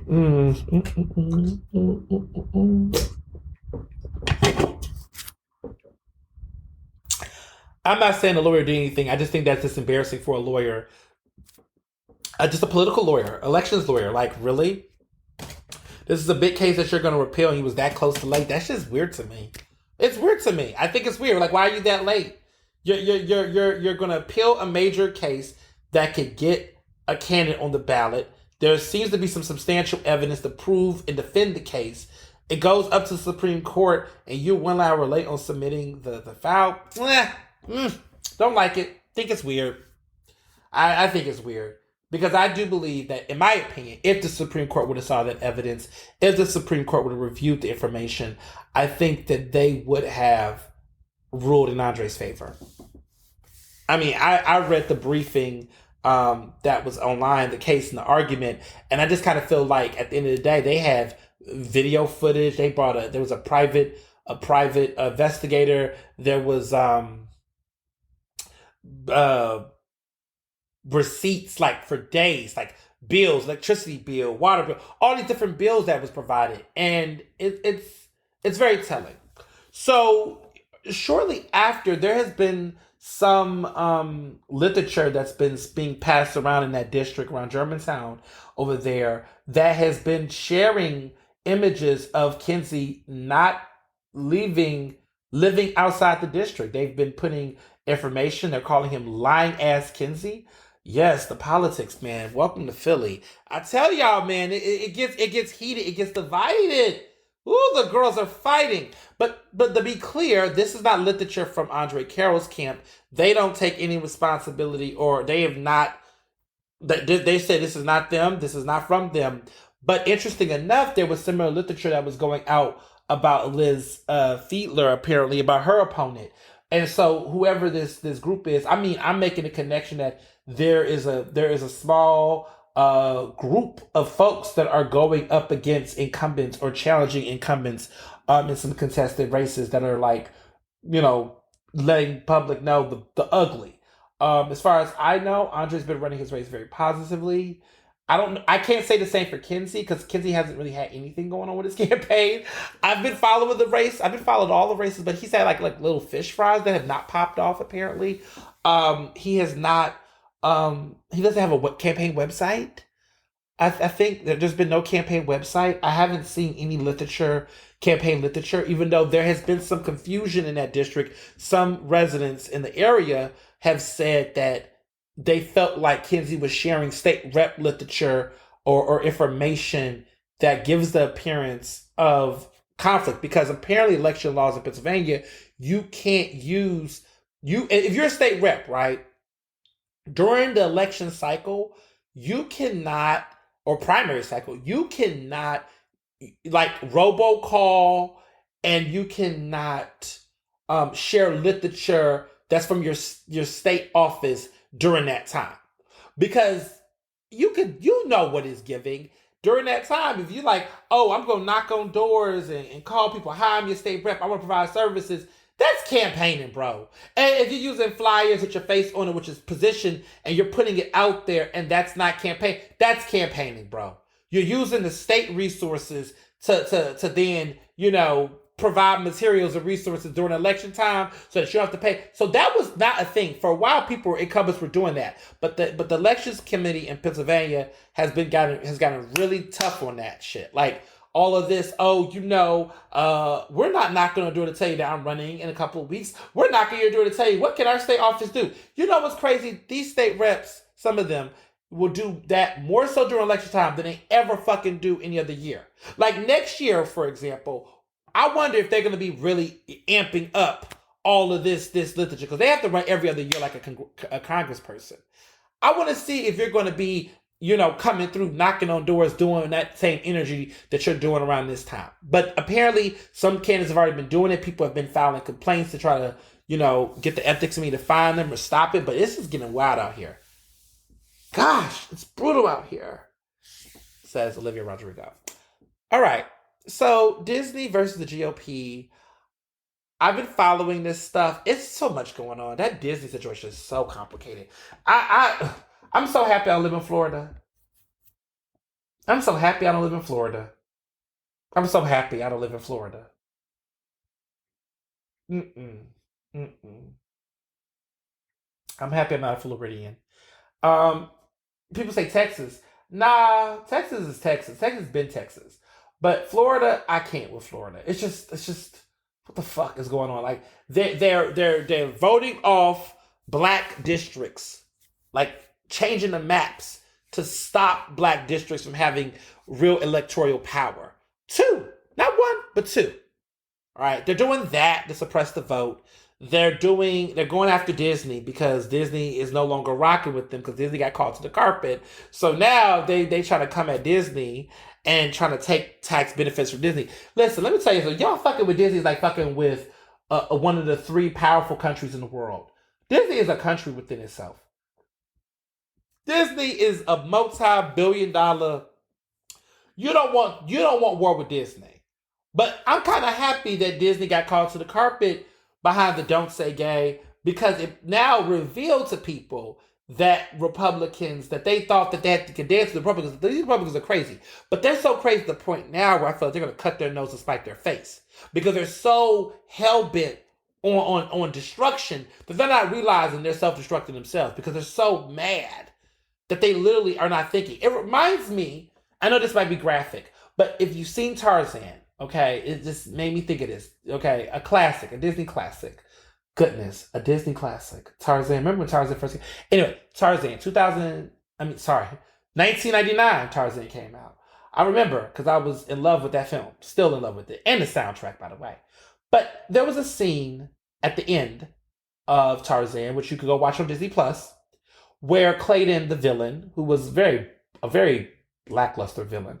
I thought the cheetah was more anyway, my main point, I digress. Clayton is in the scene with Tarzan and they're around vines. This is like the fight when the final ends where they're having this battle. And he's got this long ass, big ass sword, this knife, and he's just cutting through these vines because he's trying his hardest to kill Tarzan. So he's there. First of all, Tarzan is the king of the jungle, so he knows the trees and the vines like anybody else. But Clayton is got a rifle and he's got his knife and he's going in. He's going left and right with this machete, just going in like trying to chase him. But as he is, the vines are trapping him.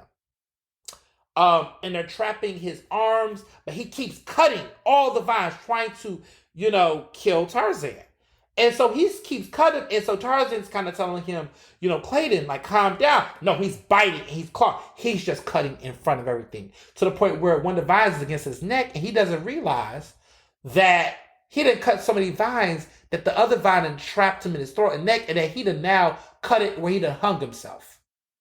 And he dies by basically accidentally hanging himself because he was suffocated by the vines. That, to me, is what the Republican Party is doing. They're cutting and slicing everything in its path, and eventually there's going to be a vine that's going to land on their neck, politically, metaphorically, and they're going to collapse because they're just cutting everything without thinking.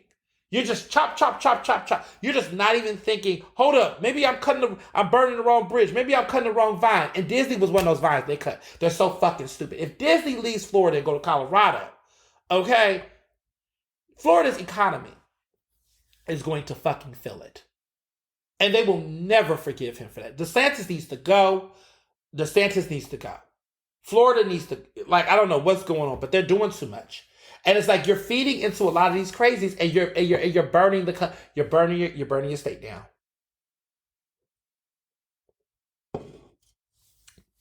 I know people didn't like Jeb Bush, but damn it, I'm just saying he's no Jeb Bush.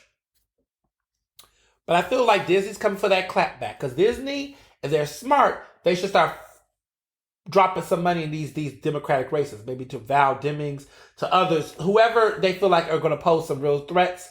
They need to get them out of there. They done put Disney. They coming for Disney. Disney gonna do what the Democrats won't do, which is the Disney's gonna do what the Democrats is not gonna do. Is basically what I'm trying to say. But there needs to be something. But Disney, I think, is going to come for the clapback. I think Disney is about to put some money, and these Democrats are going to. I think they're going to stop giving money to Florida electeds. It's going to get real interesting over there. See, look at California. See, even when Arnold Schwarzenegger was governor, he didn't come for Disney. He knew better. He was like, "Look, I ain't going to play them games. Like, I ain't going to get in all that. You know, it like you got to pick your battles." Ron doing the most. Ron is doing the most, and it's going to hurt him for sure.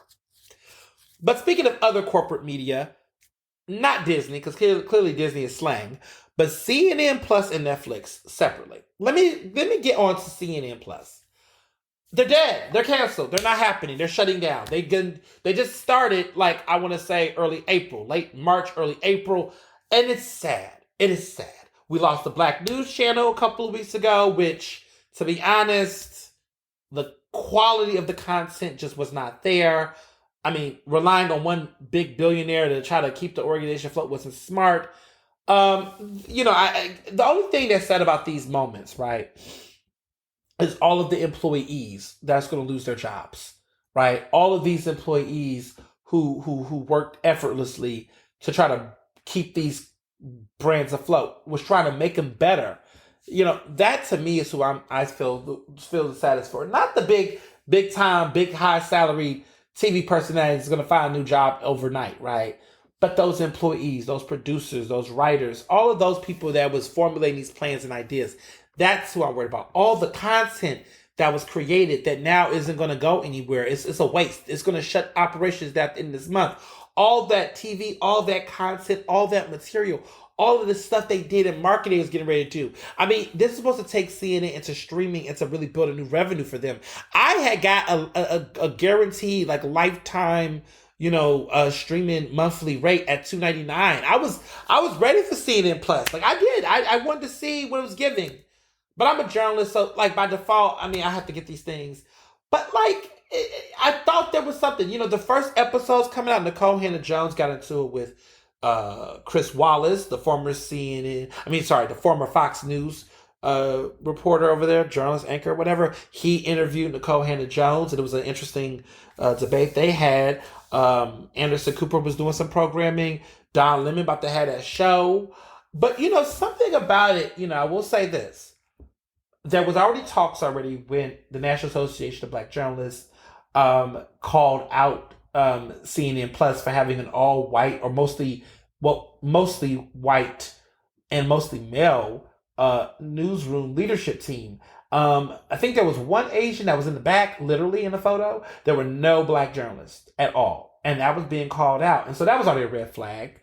Also, I think that let's be clear. The reason why they got shut down, for those who don't know, is that Warner Discovery now is merged with CNN, or Warner and Discovery has merged. And so part of this, and of course, CNN is a part of that. CNN Plus is a part of that. When that merger happened between these two companies, people didn't know what that was going to mean for CNN Plus.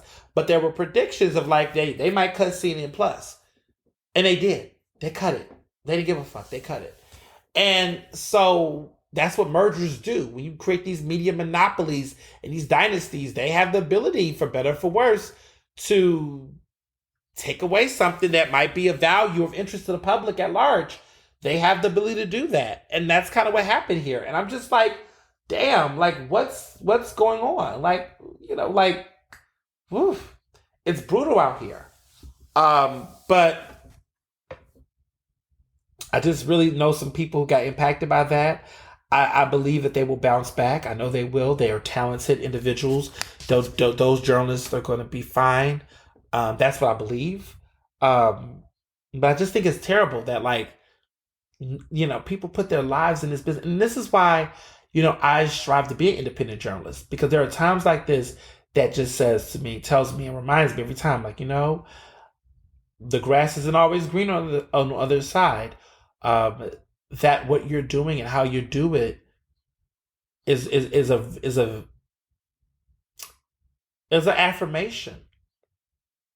Because there are times where people think, Oh, the only way that you're a real journalist or you're a bigger journalist is if you're, backed by some major conglomerate media company. But these companies don't give a fuck about people. They don't give a fuck about employees. They don't give a fuck about workers.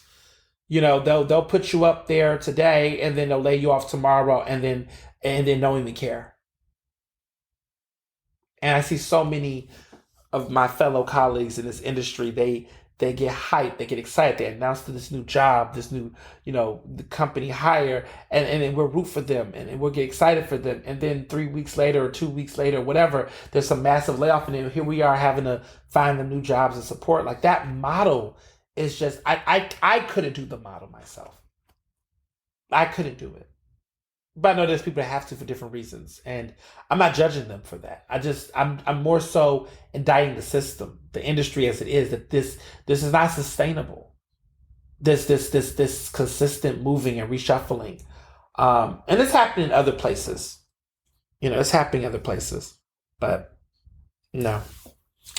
Um, Netflix. So Netflix, I'll say this: there's been a lot of talk that Netflix is for the first time ever losing money, losing subscribers, losing, they were promising, but it looks like things are tanking over there at Netflix. At one point in time, Netflix was a safe bet, but now it's not. Um, there were people that initially thought that because of the fact that Netflix was, the king of streaming and started off like that, they were unstoppable. Here's the thing. Netflix, like many other companies, right? They have a niche. They had a moment. They were filling a space that wasn't being felt before. They got to a point where they got cocky, got more money, spent more money, blew up more money. And then other people started to slowly but surely come. And then they just lost that momentum. Because they didn't pivot into something else. And I felt like that's what Netflix is doing. I've heard rumors that Netflix might be doing commercials now to generate more revenue because they were always the group that didn't have commercials. And I love that about them. But it looks like it's just nothing. There's no content that's driving people to them anymore. And I have so many thoughts about that too. And so it's just not there.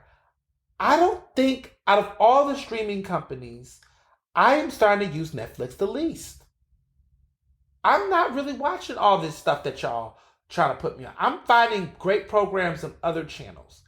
I don't know if I followed a series, or Netflix. I mean, like the stuff I watch is not on Netflix. I don't think every blue moon. Like I mean, I want to see the Abercrombie documentary. White Hot or whatever. That sounds intriguing, like the racism on Abercrombie. A couple of cute little documentaries, but they don't have any consistent programming that's got me like, oh my God. Like I remember House of Cards, okay? I know, yes.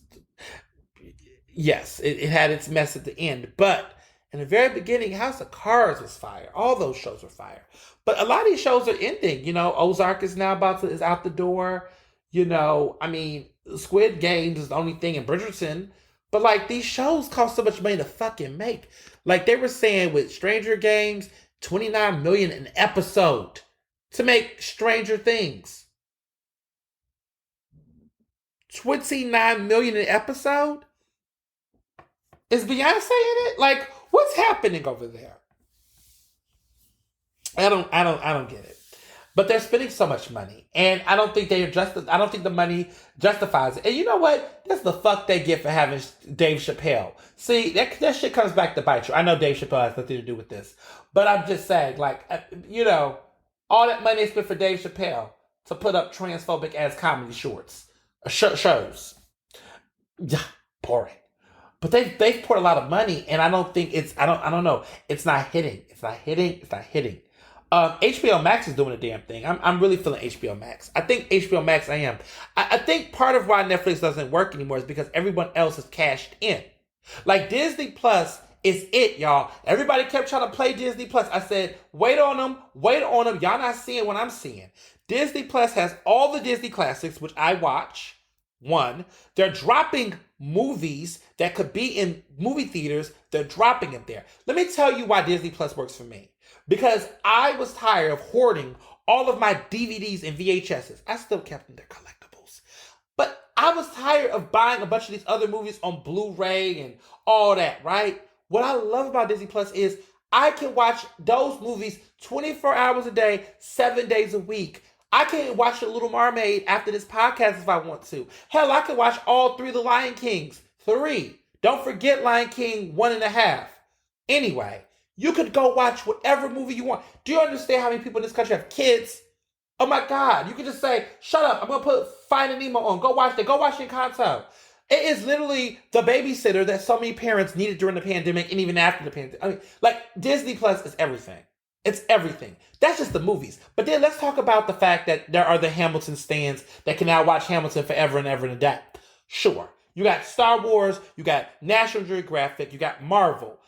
And what they don't understand is that because they now own it, they can now make shows that are a spinoff of that material. And Lord knows you guys are not over any spin Marvel. How many more Marvel spinoffs do you need?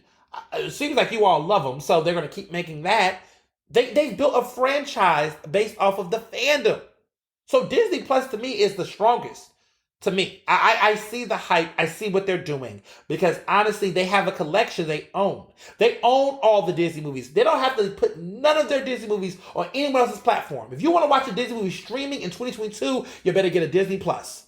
Fuck yeah.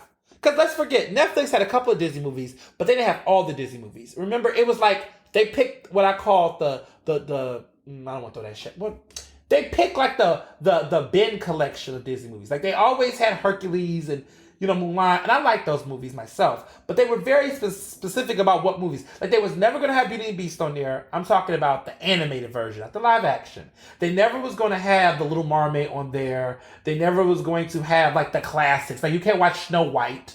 You can't see Cinderella. They cherry picked which Disney movies they would put. So it wasn't to me substantial. It wasn't a really big Disney collection. Like I want to watch the Lizzie McGuire movie. You can't watch it anywhere else. I love the Lizzie McGuire movie. It's weird. I don't know why, but it just I don't know. It resonates with me. I get it. I get the trip. I loved it. It was just all of its corniness. It was great. Anyway, Disney Plus is great. Then you got HBO Max. I like HBO Max. I think HBO Max has some really great, just good movies. Like anybody who's into Oscars, all of your favorite Oscar-nominated films, a lot of them are on HBO Max. They have a very great collection of like just some good-ass movies. Like great Oscar-nominated films. I mean, just really good movies in general. Like they are just a bomb with movies. And then they're putting out new releases consistently. And they have HBO shows. Like all of the great hits, The Wire and all that. You can watch all of those. And Game of Thrones. They got a good situation going for them. And then there's Hulu, which Hulu is just going to always work because Hulu's got that crossover with FX and ABC and TV shows. And it's the place you can watch shows and reruns and stuff. And so they work. I mean, I have DVR, so, I don't really care for Hulu like that. But I get the hip. I get why people have Hulu. So Hulu works. What else? What other? You don't need anything else out there. Paramount Plus, ciao bye. Now, I like Zeus. Zeus is like a guilty pleasure, though. I know people like Paramount Plus. I don't know. I'm not crazy about it. Apple TV, I get it. Apple folks, go off. Y'all gonna have it. Y'all can have it. I mean, Apple Plus is just kind of like there. I have it. I've watched some things. I'm not... It's going to be what it's going to be. Apple was going to have something. But I don't think Apple has anything that's going to take over everything else, though, to be honest. They just had to create something to be in the conversation. But Netflix, though, I think now people realize Netflix can be compromised. I think Netflix could go. I'm not saying it's going to go anytime soon. Who knows? But Netflix could go and we will still be okay. Because I'm telling you, I'm not really on Netflix like that anymore. Every blue moon, they'll have a spicy documentary. Some of y'all like to watch these weird reality shows. I guess. The Ultimatum and all that. I've seen better on TV. So. Now, I want to talk about this topic before wrapping up these last two topics because they're just extremes on end. You could just call this section the toxic masculinity section. Let me set my spindrift before I go into this. So, Benzino. You may have heard this name before. You probably was like, Benzino, is that a type of, like a fish? No, it's not a bronzino. Benzino. Not bronzino. Benzino. Benzino is a no-neck rapper who was in prominence back in the early 2000s. He was leading the Source magazine. That was his thing. Then he was running Hip Hop Weekly, that messy magazine. A lot of rappers, I guess he was popular in the early 2000s. He was notorious actually for beefing with Eminem, attempting to try to expose Eminem. And he was beefing with Eminem on some deep, deep, deep beef. But in the end, Eminem, prevailed clearly, and Benzino went into obscurity. Well, he resurrected in the hit show Love and Hip Hop Atlanta in the 2010s, and he became a staple on that show, being really good friends with Stevie J, which you all probably know more than Benzino. And of course, he and Stevie J had their moments, that infamous fight with Jocelyn Hernandez getting up and throwing that first blow. So there was a lot of drama between the two of them, and also just drama with Benzino. But he became a really popular reality star.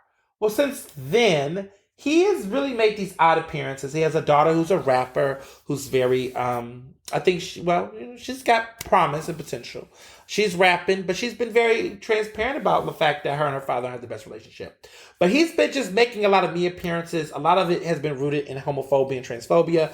But something really much happened to him recently this past week, where a transgender woman who's like an Instagram influencer, it came out that they might be possibly have had some type of relationship, sexual allegedly, and that they were dating at one point. And she's shared recordings and other information, DMs and details about the situation. Now, Benzino has denied it. I mean, is that a surprise? But he has definitely been on social media consistently doubling down on his heterosexuality, and which is, I say that to say that that's problematic in his thinking, that he has to double down his heterosexuality because he clearly does not see transgender women as women. So he feels like by saying he's straight, that's going to prove that he's not into trans women. But like I've said before, trans women are women. And if you are attracted to a trans woman and you're a man, that doesn't make you gay because you're attracted to a woman. I don't know why people feel like there is a difference. Some people are clearly struggle with transphobia, but I don't believe, in my opinion, and I think others with more accepting and progressive views will understand that being attracted to a transgender woman does not mean you're attracted to a man. That's misgendering somebody. That's implying misgendering and also misreading a person's sexual orientation. Like, I think it's very transphobic, some of the things that have been said on Twitter over the past several days involving it. And it seems like this is a pattern now where there's this culture of outing people. And let me be clear. In this situation, I believe the woman in question was the one who outed Benzino. And, I think part of why she probably did is because of the fact that he's had a track record of being homophobic and transphobic on social media and other places. So maybe she felt like she wanted to call it hypocrisy. But I also think that there should be something to be said about the culture around people outing people, in that way. Because what is being implied is that there should be some shame. And I don't understand what the shame should be about if we're in a society supposed to accept people. What is the what would be okay? So if it's true, right, and I think it is, I believe her. But what is this? Is this supposed to be what are we supposed to be shamed? Where is the shame supposed to be, that he's attracted to trans women, or is the shame is that he's a hypocrite? Because what happens a lot of times in these dynamics where people are outing folks that are in the community, because as a queer person, when I was younger, had outed homophobes, men who would whistle at me or say something to me and then turn around and say the most homophobic stuff. When I did that when I was younger, it was a way to lift the mask and say, you're a hypocrite. How dare you? But it was also in response to the fact that I was being framed a certain way. So there's always these attitudes and notions that gay men or trans women are trying to trick people, are trying to confuse people, are trying to seduce people in ways that are deceptive. That narrative is very disgusting, and it reeks of this notion around queer people being predators, which is completely disgusting as well, right? Trans people being predators. And so in them situations when you're dealing with a person that's lying on you, that's acting like, you're some creep that's trying to make a move on them or whatever, you pull up that receipt as a way to invalidate that lie. You pull out that receipt, you out that person in the situation to discredit them from assassinating your character and your existence. That's the grounding for me.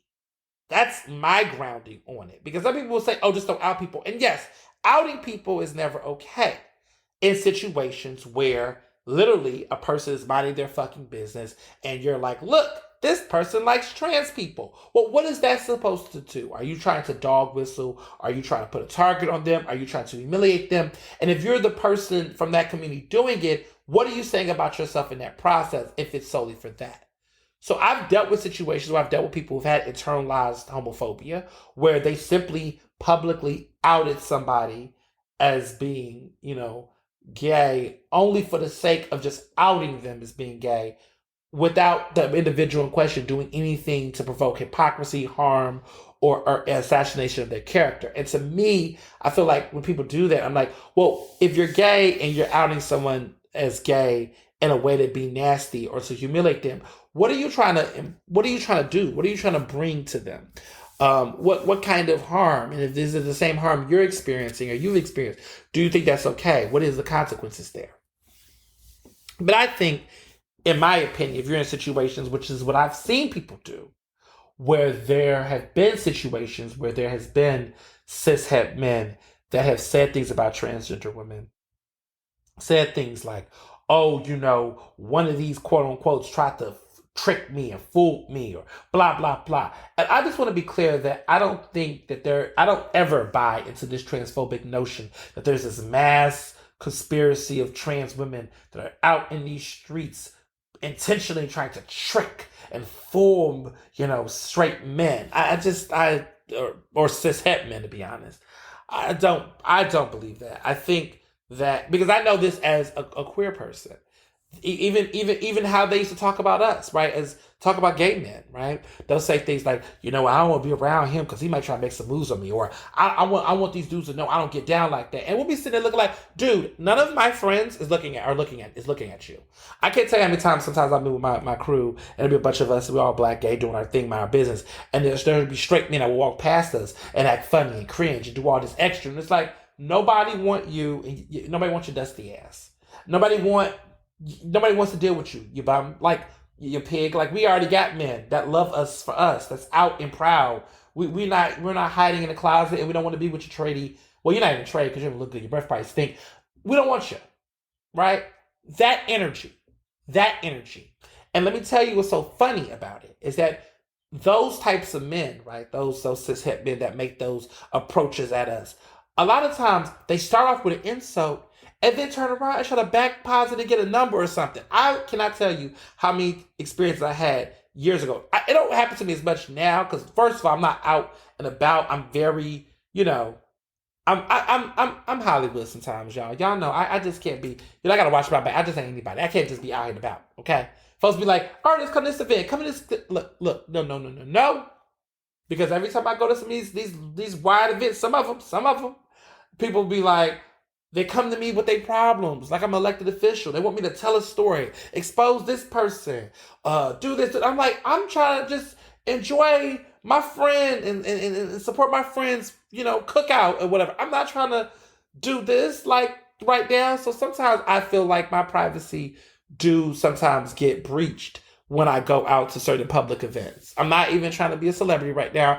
I'm just saying sometimes I just want to enjoy myself without having to have a bunch of folks, just invading my space. Now, there are times when I'm downtown and I'm walking and about and I'm chilling. I'm in a good mood. I'm walking down, you might catch me walking down 15th or whatever, going to my office or something. And I'm out and about. I know, somebody's going to probably stop me and say hi. And I'm okay with that because I know that, I do want to engage in that way. But there are some times where I'm in more intimate settings and I'm like, okay, I'm with my man, we're to play. Yes, you saw me, high, wave, but let me, you know what I'm saying, unless it's chill, if you want to take a picture, no.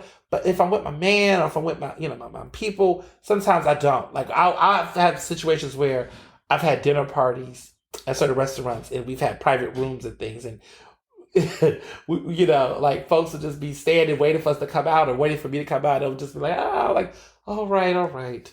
So it's just, I've had to navigate that differently.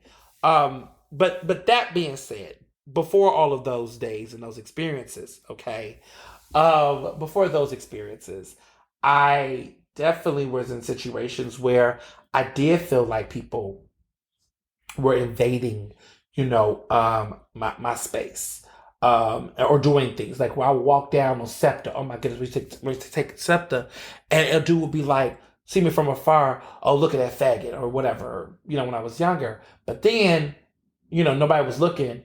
Come up to me, yo, put my number in your phone. Excuse me, the fuck. So I never was, of course, like the violence of that, right? That experience of somebody stripping you of your decency and your humanity and then turning around and desiring you. That's a complicated, fucked up situation to be in. And I think a lot of trans women, especially black trans women, experience that. I have people I've known for years, interviewed people, different people who've had experiences, and they will say that is a weird situation. How do you, in a world that looks at you and disgraces you and degrades you and treats you like shit, and then at the same token, the same breath, want to fuck you? Like, and let's be clear, that there could be fetish, right? That's not love, but just the idea of desirability in a world that you don't oftentimes feel desired or feel any sense of intimacy. Because let's be clear, it's not love. Let's be 100% clear, it's not love. I've had to tell a lot of my young queer mentees who are out here, in college and navigating dating life. And a lot of times they're in situations where they're talking to trade. And we've talked about trade on this show. But like basically trade are men who are not commercially perceived as gay, fit certain types of desirability stereotypes. Let me just say it like this. It's a good looking, it's an arguably attractive man who could be desired by women, and men clearly, but desire men privately in ways that do not disclose their sexual orientation. Trade. Hint, you got to be desirable. A lot of people walk around here and I'm straight. Child, you ain't straight. But anyway, there are men like that out here that are, and people say, well, are they on the DL? I mean, some of them are on the DL, and then some of them just aren't available. And people just assume anything else, but a lot of times they are DL. But I would say that trade carries a different connotation. So DL men, right? Down low men, right? Whatever, however you want to describe it, men who are closeted, right? Whatever the case is, they are not necessarily trade because they don't carry a level of desirability. Not all DL men are attractive or interesting or somebody you want to pursue. There's a culture of people that are like, oh, I want a man on the down low. It's like, well, do you think they mysteriously have, like they're highly endowed and super tall and muscular? Like, what's the stereotype here? Or stereotypes around prison men or prison bait and all these other nasty racialized stereotypes. That's not necessarily the case here. With trade, the notion is that they're a person that's on the DL, but they're attractive. That's the ideology behind it. There's a desirability element to it. I mean, the more and more I get into sociology and processes, this is what it is.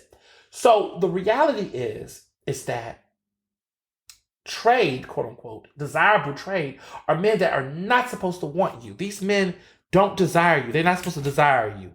They're not supposed to want you. They're not supposed to want to be with you. And that tells a lot of things. That says a lot. And it's not good. It's not good. So for trans women, for queer men, right? Trade is a complicated situation sometimes, because if you're single and you're in a society that does not find you desirable or do not highlight you being with others that look like you or around you, whatever, then to get a level of interest from this type of group of people often can carry the weight of being being more validating to you than anything else. The mindset of look at me, being desired in this way. Look at me having that thing that someone else wants. That allure can fill voids and gaps of insufficiency and insecurity elsewhere. Couple that with the fact that there's violence in the situation, because in most of these occasions with trade, a lot of these men, right, they are very strict on not letting people know. And feelings begin to build, right? Emotions and such circumstances. Sometimes they don't. Sometimes it's just quickly a one-off. It's a hit and quit, one night stand. Sometimes feelings do develop and there's a relationship there. There's an expectation there of something more than just what meets the eye. So it's complicated. And then what happens in these situations is that if there is any inference or implication that could potentially out this situation, the trade gets in a position where they do get defensive. They will deny everything. They will act in violence. They will kill you. They could abuse you. They could cause harm, physical, verbal, emotional, and it could be very, very, very fatal. And we have seen cases like this, and people want to wonder. And let me be very clear with you. In these cases where I have seen Black trans women being murdered, they were killed in relationships that was intimate partner violence. There was no tricking going on. There was no, oh, somebody told me something that wasn't. No, it was the shame that came from the situation of the individual, that individual's insecurity, the others around that might have noticed. It's the shame, it's the violence that comes from the knowing. No one's being tricked.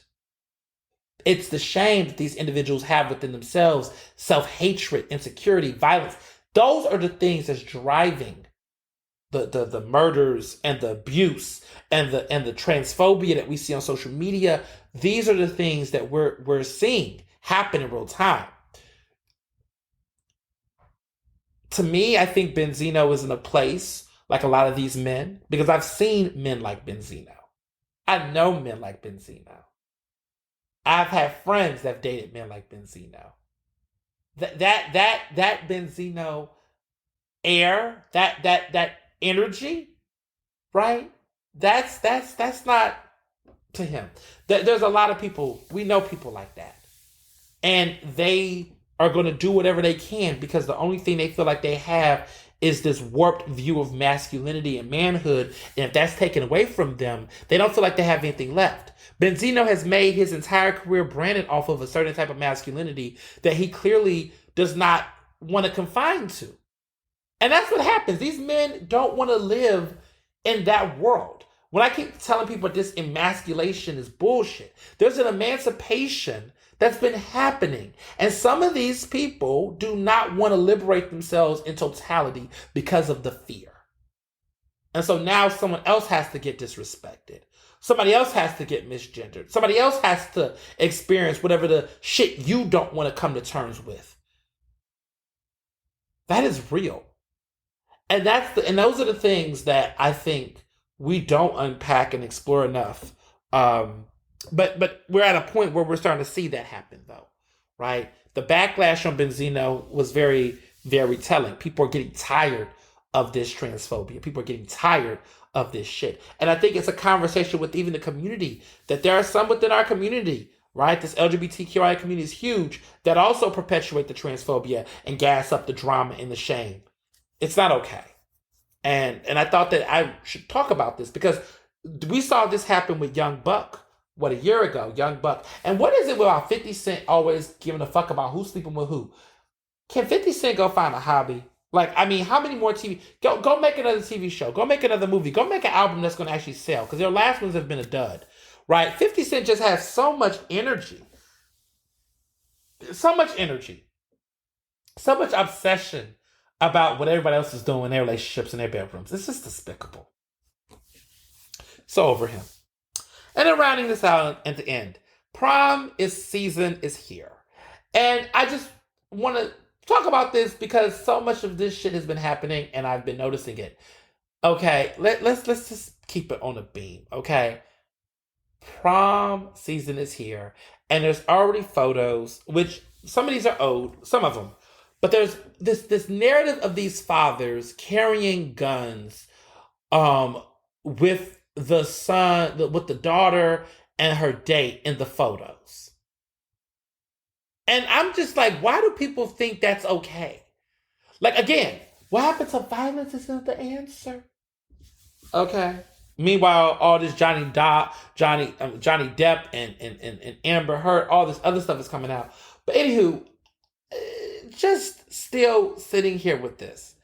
Who thought this trend of fathers with guns? And it's so interesting because about the vast majority of these photos I've been seeing, there's a colorist trope to it. It's oftentimes light-skinned women, daughters, being protected by their fathers. And the fathers typically are dark-skinned and the daughters are light-skinned. And the guy they're with is either dark or either light or whatever. But it's this interesting colorist trope that's happening where there's this idea around protecting light-skinned black women or young black women. But it's also very creepy because it's like, like a father projecting his ideals? So you don't want your daughter to go to prom because you know how you was when you was a man, or when you was a young man, you was a horny creep that couldn't keep their hands to themselves and things. Like, what were you doing that make you feel like you got to sit up here and have all this? Like, I'm sorry, I'm going to be that father that's going to be evasive and have a gun. So what's the gun for?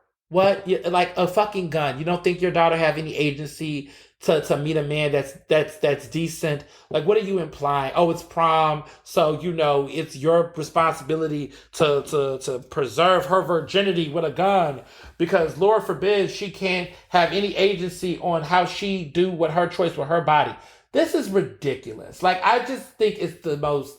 There's just so many problems in a society that is trying to get rid of a lot of the very excessive gun culture and gun violence that has gotten this country into shambles after shambles. It is just so frustrating to see that there are people out here that are still perpetuating, gun violence in these ways. And yet everyone wants to act like a slap was going to cause all this problem. No, it looks like it's a lot of other things that's perpetuating that violence that you all speak on. But, like I tell people, be smart about who you let in your life. I feel bad for some of these daughters. I think it's embarrassing. I think somebody should tell them put the gun away. And also to the young men who are in these photos, it's like their parents probably did not know you was going to be taking a picture, putting a gun at. It's a little. Some of these pictures are wild. I shared it on my Twitter, and there's some people that circulate them on Facebook and stuff. These pictures have gone viral. Like, none of this is okay. Stop it. Cut it out. Period. Let your children and let young adults be young adults. Goodness. Well, I am going to get myself ready for brunch. It's been quite the week. I know next week is about to be epic. As I told you before, Monday, all right, April 25th.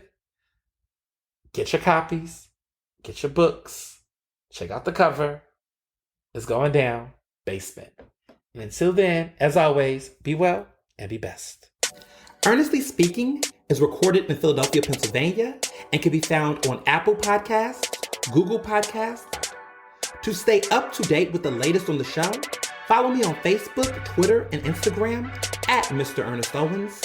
Use the hashtag Ernestly Speaking to tell me what you thought about this episode, and check out my website at ernestowens.com.